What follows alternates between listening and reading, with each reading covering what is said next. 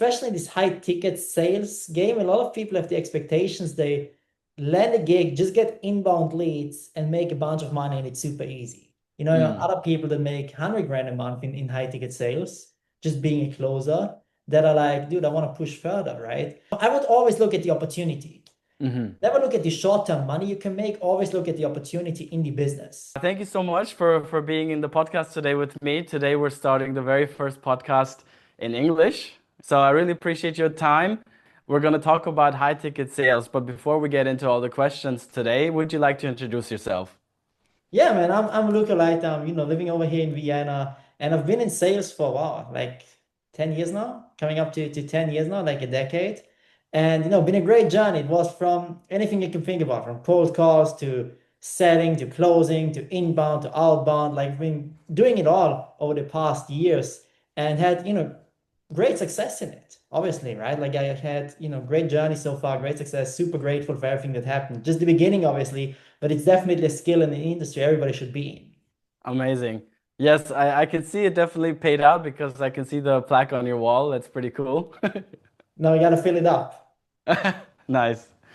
All right, so you've been 10 plus years you've been in this game, right? Yeah. And today the topic is high ticket sales. Um, for everybody that doesn't know what high ticket sales is, first of all, take us to the very beginning. What even is high ticket sales? I mean, technically, high ticket is referred to as typically 1,000 and above, meaning a product that sells for 1,000 or above. Some define it as 3,000 above, so it depends on what you want to go into. But at the end of the day, high ticket sales is just selling a product that is priced at a higher value or at a higher price tag than other products. You told us a little bit about how your journey started, but how did you personally get into this industry? And how did you know, after a certain time, I assume, how did you know that this industry was legit and that you could make proper money? I mean, first things first, sales is legit. Dude, people have been selling the whole, years and hundreds of years back. People have been selling all day long, right? So sales is legit. I personally don't like to refer as high ticket sales to other sales. Dude, everything is sales, man. Hmm. Like, and I've learned this in this industry. People keep calling it, high ticket sales. At the end of the day, just sales, bro. Like, focus on Yeah. learning sales, the sales game, you know? Yeah. And this is a big, big thing for me. But it was funny because, this was when I was 15, 14. Like my first quote unquote mentor, my online mentor, Grant Cardone. He was the Yeah. first mentor I had, and he used to tell all the time, dude, you gotta start sales, you gotta learn sales, you need sales. And so I started, buying his sales course. First course I bought was Carleton University. Learned from there. Then I invested into another program from Dan Locke, back then a big guy. I'm not sure if he's still around today, but I bought his sales course and started. He was quote unquote the first high ticket coach. Like he was just selling Mm. high ticket coaching, which long story short, was salesman. Like, right? Yeah. Like everything is sales, as I mentioned earlier. But this is how I started, man. I just bought, Grant Cardone, brought the idea up to like, dude, you gotta learn sales. And then I just bought another program, and from there I just kept investing. Amazing. So, I mean, that's a long journey. 10 years is a very long journey. I mean, there's many things that happen to you. We're going to get into that a little bit later. But can you tell me, I mean, what sort of products are usually, this is, again, I told you before the interview that I'm basically completely new Yeah. in this game, right? I am a founder of different types of businesses.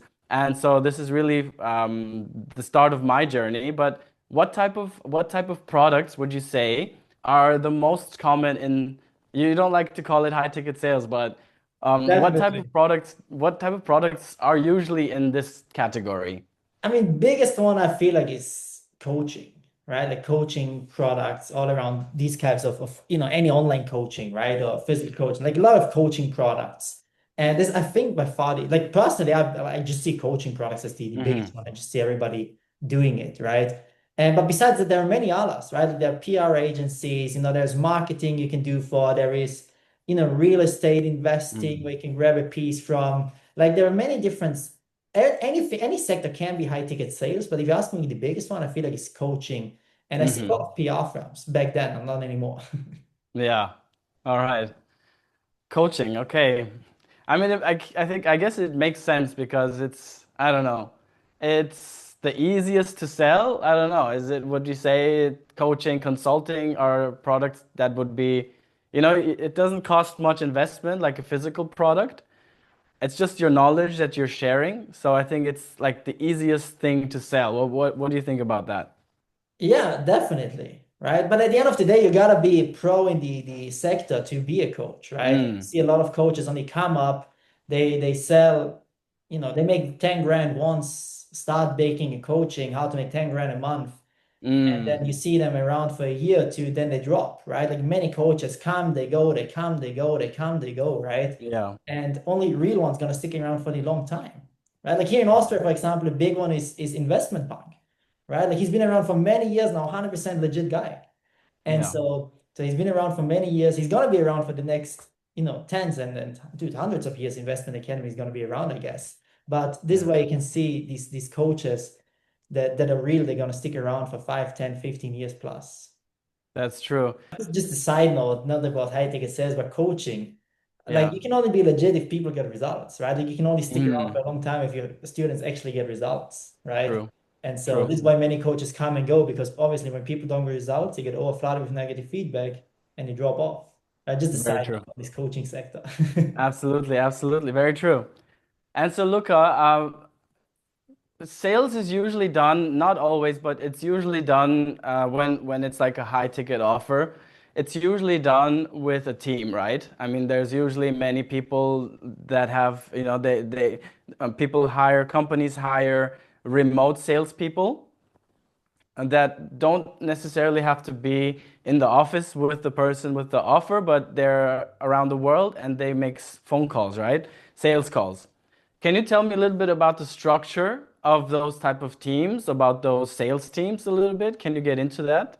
I'm gonna go to the typical structure. I mean, there are different ones, but typically you have setters and closers, right? So when a lead opts into a funnel, right, for an ad, for a post, through DMs or anything, if a person wants to get more information, they add their details. You can have a setter, which does the setters only are doing outbound, right? Like setters only do outbound calls and try to set people for the closer, right? So the site is kind of like pre-qualifying the person, making sure they have the money, they have the time, the energy, etc., to be able to talk to a closer so the closer can close the person, right? And so this is the typical structure. A person jumps in, a setter calls them, talks to them for 5, 10, 15 minutes, and then books another call with a closer where the closer goes deeper into it and closes the deal through typically, 30-minute conversations. All right. Sounds very logical and very, very legit. Yeah, Um, man. so that's very cool. So setters and closers. All right. I mean, the closers obviously make more money. Is this Yeah. true? The salespeople make the most money in the company typically. Yeah. So setters don't usually make that amount of money. No, no, you can have sellers making good money, right? Depending on the offers. Mm-hmm. So I want to say seller is the harder job. You do outbound. Yeah. Closer typically gets inbound leads booked on the calendar, right? So Yeah. seller is definitely the harder job. I mean, you can make good money in setting, right? But closers obviously make more. Were you ever a setter at the beginning? You said you did outbound calls. Were you a Yeah, setter man. for a company or why did you make these calls? Yeah, yeah. Seller for a company when I started. And, it was good times. Can you share what company that was? No, no, not gonna disclose any companies or anything. Don't All wanna right. talk Okay. about them, Got but it. but All right. So you went from setter, then you went to being a closer, right? correct? So then can you tell me what a typical day for a closer usually looks like? I mean, I typically work with, so I'm living in Vienna, we are based out of Miami, so I typically work Eastern time, if you want to put it this way, so a different time zone. So for me, typically, I wake up at like 7, do my morning routine, spend time with my family, go to the gym, have lunch, do some pre-work, and then I typically start taking calls at like 8 a.m. Eastern, so 2 p.m. our time over here. And dude, then just straight going to like 2, 3 a.m. And then you end the call, Wow. you end the day doing, different tasks, the end of day, whatever you got to do as a closer. And then Mm-hmm. the next day again, 7 days a week. 7 days a week. But this is kind of different. Are you you're basically a closer for BJK University? You're a what exactly is your role at the moment in the company that you're in?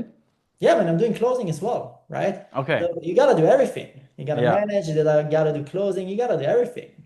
And would you say that's pretty much the schedule for every closer? It's a lot. It's basically start taking calls and throughout the day trying to close the deals.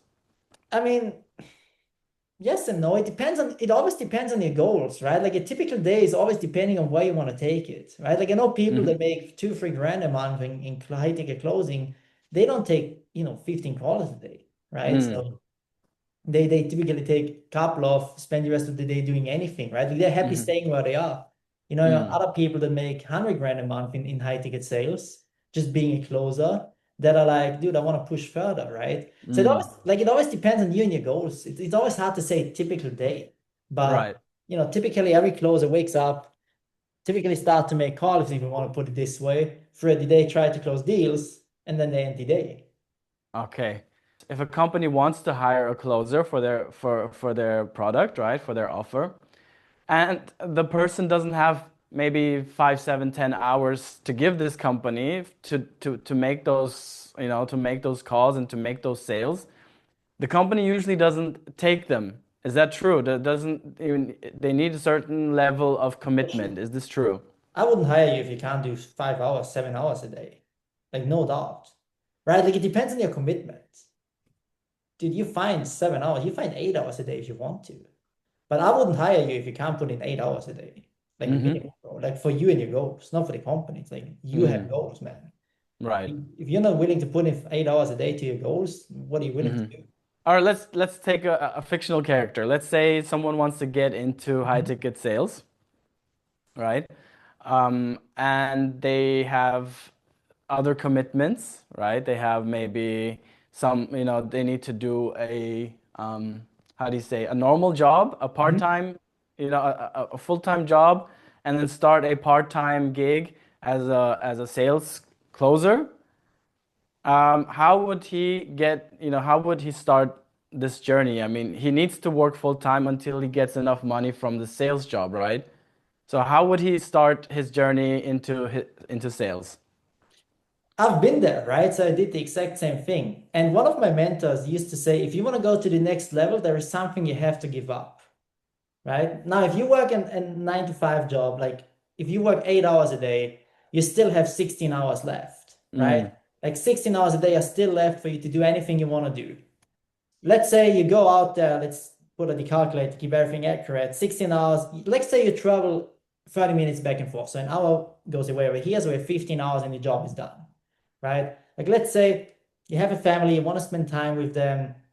So you're like 2 hours a day I want to spend with my family. Because dude, after 2 hours, I'm like my family be like, dude, okay, now we gotta leave yeah, again, right? Like we gotta know, yeah. just kidding. But let's say 2 hours a day, right? Like you got a commitment for a long time. So you spend 2 hours per day with your family, you're still at 13 hours, right? Like Mm, now, like, dude, okay, I need to eat, I need to sleep, I need to do something. So let's take another 2 hours for you to eat, for you to shower, to brush your teeth, and just do anything you want to do in those 2 hours. Spending with family, do anything you want to do in those 2 hours. We're still 11 hours left, mm, right? Now, if you're like, dude, I have commitments, right? But I have my goals. I want to put in 5 to 7 hours into this. Let's go with 6. 6 hours, you get 5 hours left to sleep. Now you're gonna mm, be like, dude, 5 hours is not a lot, right? They're like, you gotta get on the drug of your goals, man. Like if you get on mm. the goals drug, bro, then 5 hours is Yeah. gonna be enough for you. And so this is what I mean by this. You gotta give up something in order to go to the next level. Like, dude, I need to give up 3 hours of sleep.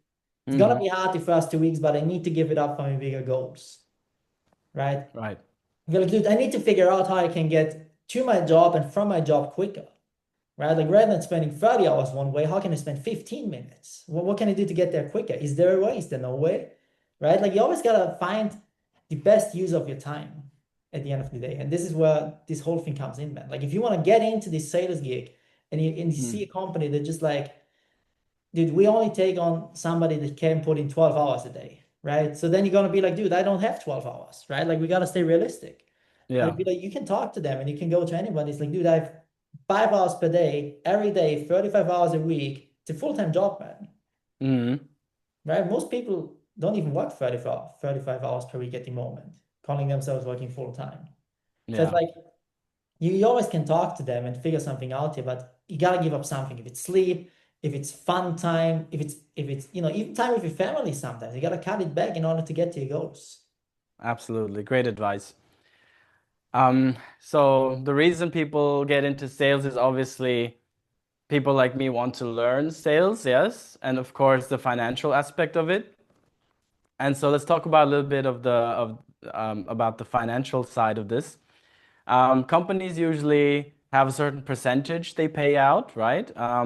So the question is, what type of commission structures do you usually see, in the past or even now, recently? How do companies pay out these commissions? Typically on cash collected for the company.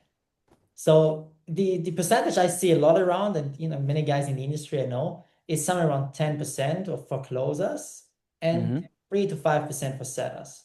So setters get between 3 to 5, closers between 10 to 12.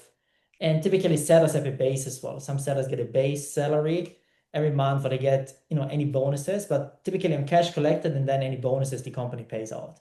Like if you collect a certain amount of money, you go from getting 10% to 12% or anything, right? Okay, cool. And obviously, the higher the offer is, the more money is there for the closer.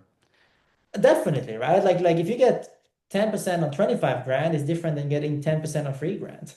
Yeah. Okay, so how do you find the next question right away? How do you find these people that have these kind of offers? Networking. Mm. Always through the network. There are many great online groups. There are even like, staffing companies and everything you can talk to. Just looking around, man. Like social media is a great place for this, where you can find somebody. Just go on Hmm. Google or Facebook. There are many seller closer groups, and you can jump in and see offers. And then in order to get an offer, you just got to stand out. You do something different than all the others, and just network. Biggest thing here. Yeah. All right. Exactly. So in Austria, we both live in Austria. We don't live too far away from each other. Just a side fact. But in Austria, I mean, we both network. We're both in a few networking groups, right? And so I spoke to a few people in Austria and asked around if they have high ticket offers.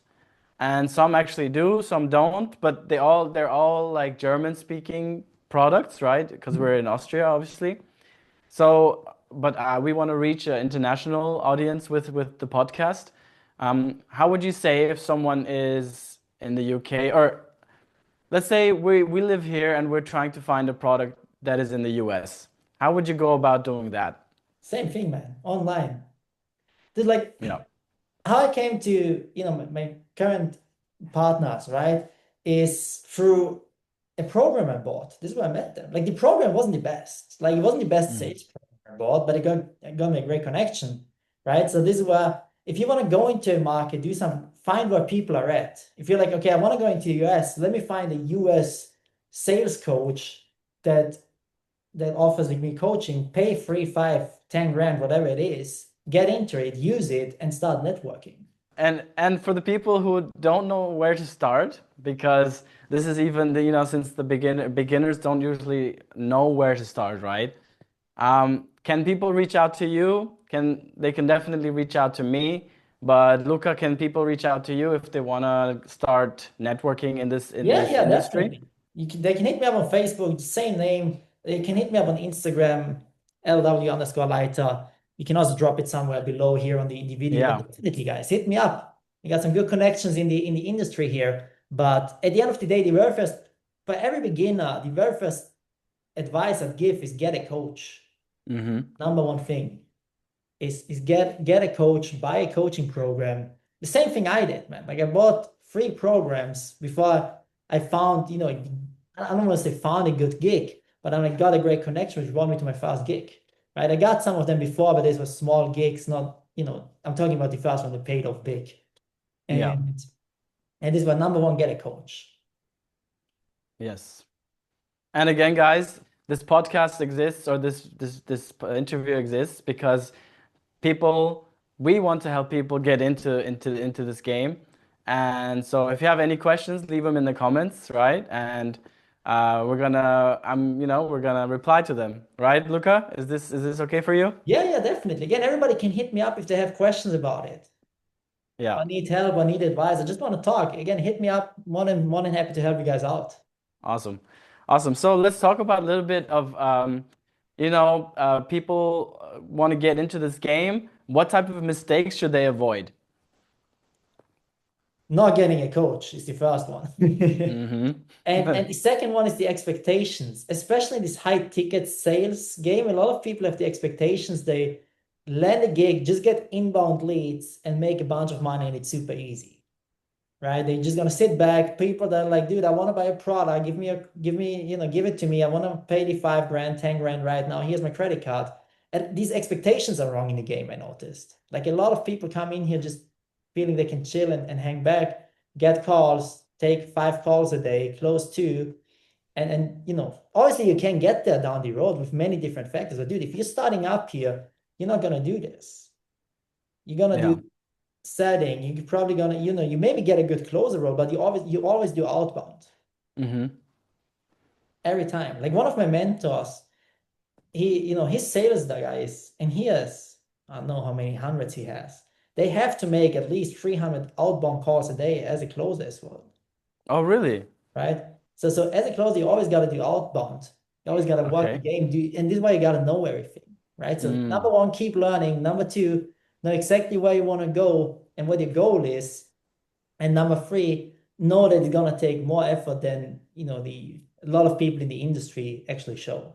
You're saying that if you get started in the industry, that the company usually starts you off as a setter. Is this correct? Yeah, typically a lot of my connections, they always start off as a setter and then you can transition to a closer. However, if Hmm. they need closers, they hire closers immediately, obviously, Okay. right? So you can immediately get a closer role as well. No doubt about this.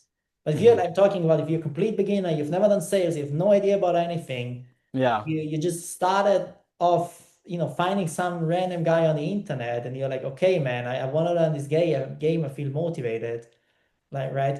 Then you're gonna start going into it. It's easy to find a setter role in the beginning, then immediately a closer role. And then from Okay. there, like, if you find a I would always look at the opportunity.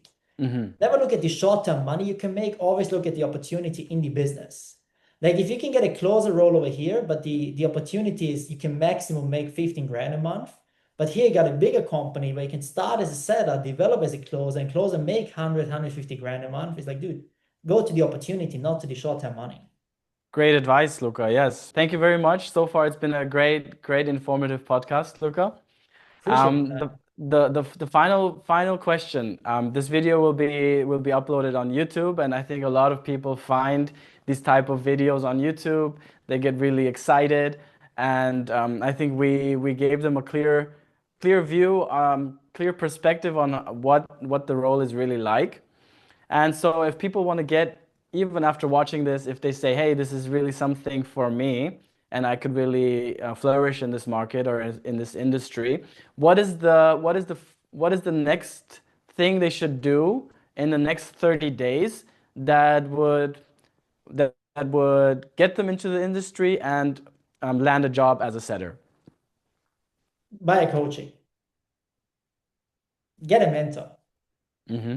Like you first gotta learn it in order to do it. So find a mentor Yeah. you trust, you can like connect yourself with. Like for me back then it was Grant Cardone, still one of my mentors, right?